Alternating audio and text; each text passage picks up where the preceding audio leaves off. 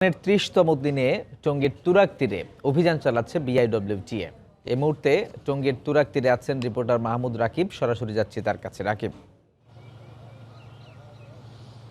হ্যাঁ রাজু, আপনি জানেন যে সকালে শুরু হয়েছে ৩০তম কার্যদিবসের উচ্ছেদ অভিযান, যেটি বিআইডব্লিউটিএ শুরু করেছে গত ২৯শে জানুয়ারি।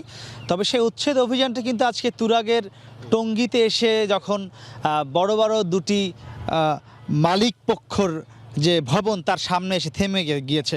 আমি যদি একটু আপনাকে দেখাই, ঠিক আমার এই সামনের যে এই ভবনটি, এটি হলো আনন্দ গ্রুপের যিনি চেয়ারম্যান আবদুল্লাহিল বারী, তার এই ভবনটি একটি বিলাসবহুল ভবন। এই বাড়ির উপরে একটি হেলিপ্যাড রয়েছে। আপনি স্পষ্টভাবে দেখতে পাচ্ছেন, যদি আপনি আপনার যে চোখ তা দিয়ে দেখেন, এটি দেখবার জন্য কোনো মানচিত্র বা কোনো ম্যাপ দরকার নেই। এটি একদম নদীর জায়গা, নদীর মধ্যে করা হয়েছে, খুব স্পষ্টভাবে দেখা যাচ্ছে এই ভবনটি। এবং এই বলা হয় এই ভবনে বিশ্বের এমন কোনো সুযোগ সুবিধা নেই থাকবার জন্য যা এই ভবনের মধ্যে করা হয়নি। সব ধরনের সুযোগ সুবিধা এখানে বিলাসিতা করা হয়েছে।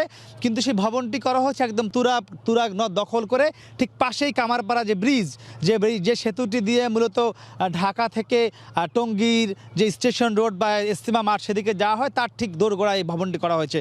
তো সেই ভবনটি কেন উচ্ছেদ করা হয়নি আমরা জানতে চেয়েছিলাম বিআইডব্লিউটিএ এবং যিনি নির্বাহী ম্যাজিস্ট্রেট তার সঙ্গে। তারা আমাদেরকে বলেছেন যে এই ভবনটি যাতে ভাঙা না হয়, সেক্ষেত্রে উচ্চ আদালত থেকে এই ভবনের মালিক আবদুল্লাহিল বারী তিনি একটি স্থগিতাদেশ নিয়ে এসেছেন। তো এই কারণে এই ভবনটি কিন্তু উচ্ছেদ করা হয়নি, যদিও এর পাশে অন্যান্য স্থাপনা অনেক উচ্ছেদ করা হয়েছে।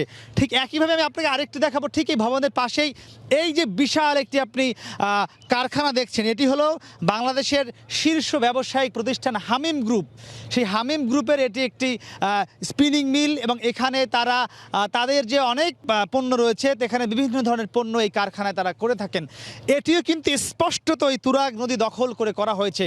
এবং শুধু দখলই করেননি এই হামিম গ্রুপ এবং এই আনন্দ গ্রুপ, তারা এই ভবনগুলো করবার ক্ষেত্রে কিন্তু আপনি দেখছেন একদম পাকা যে স্লোপ করা হয়েছে নদীকে, যেটি মূলত সরকারিভাবে করা হয়, তারাই জায়গাগুলো দখল করে সেগুলো কিন্তু স্লোপ করেছেন।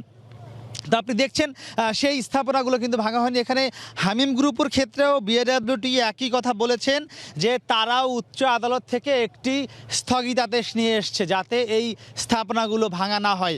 যেখানে বিআইডব্লিউটিএ গত ২.৫ মাস ধরে বলে আসছে যে নদীর জায়গা শুধু নয়, নদীর সীমানার পরে ১৫০ ফুটের মধ্যেও যদি কোনো পাকা স্থাপনা থাকে সেগুলো উচ্ছেদ করার কথা কিন্তু তারা বারবার বলে আসছিল।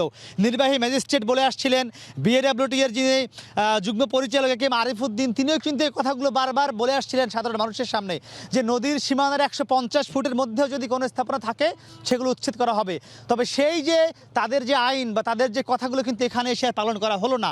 তারা উচ্চ আদালতের দোহাই দিয়ে এই স্থাপনাগুলো উচ্ছেদ করলেন না। তবে দেখা যাক পরবর্তীতে তারা এই আদালতের বিষয়ে তারা নিজস্ব আইনজীবী নিয়োগ করে নতুন কোনো তারা আদেশ নিয়ে আসতে পারেন কিনা। এছাড়া সকাল থেকে বেশ কিছু স্থাপনা কিন্তু উচ্ছেদ করা হয়েছে। তো মোটামুটি আমার কাছে তুরাগ পারে যে উচ্ছেদ অভিযান চলছে, তার এই ছিল সবশেষ খবর। রাজু, তুরাগ তীরে বিআইডব্লিউটিএ যে অভিযান পরিচালনা করছে সেই অভিযানের সবশেষ খবর জানাচ্ছিলেন সহকর্মী মাহমুদ।